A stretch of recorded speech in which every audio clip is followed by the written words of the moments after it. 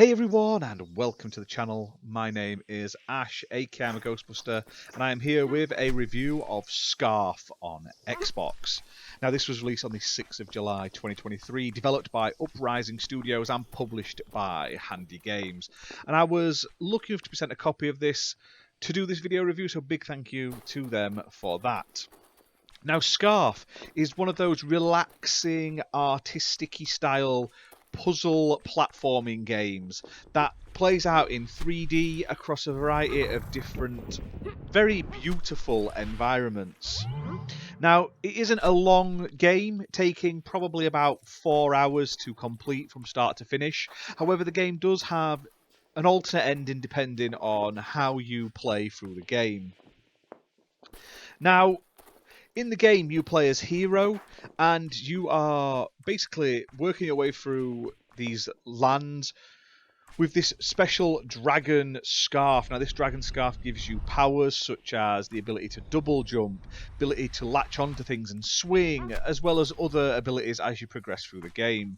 Now, this scarf isn't just a scarf, it's like its own sort of being. So it does have its own sort of reactions to things. There's at times where it won't go down certain areas and you have to sort of detach from it in order to progress. So it's all about using your abilities and stuff to progress through a whole host of, and I say simple, but I don't mean simple as in like idiotic simple, but more a relaxing style amount of puzzles. They never test your brain too much. It's much more about the journey than the puzzles themselves. Now, story-wise, it's a bit of a stretch. Now, it's a gorgeous sort of world, and there's a sort of cutscene bit of dialogue right at the beginning that sort of sets the scene, but outside of that, it's very lax in what's happening.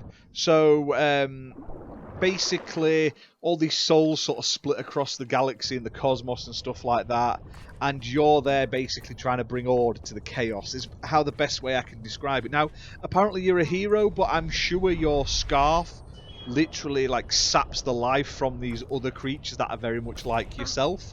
So think of that what you will.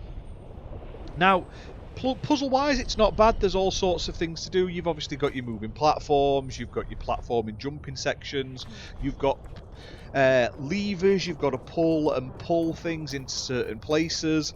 One thing I do like is what you're seeing on screen right now, where there's this ball you have to carry, and that sort of removes the water from around you so you can go under the water, and walking through like under the water is absolutely gorgeous. I must admit, it looks fantastic. All that sort of things that you would expect in a sort of standard puzzle platforming game. Now, like I say, the game looks beautiful. The environments are really gorgeous and varied.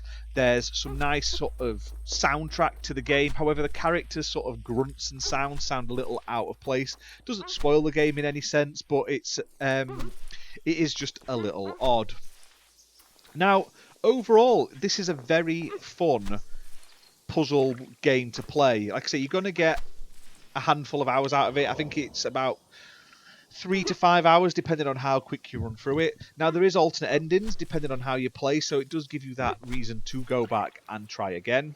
It's not perfect by any means. Like I said, there are things off the beaten path to sort of go and find, so you can backtrack when you get new abilities and find sort of collectible items that give you a little bit of a nod towards the story and sort of give you a bit more backstory or lore building, but then they're not that in depth and they don't do anything else other than that.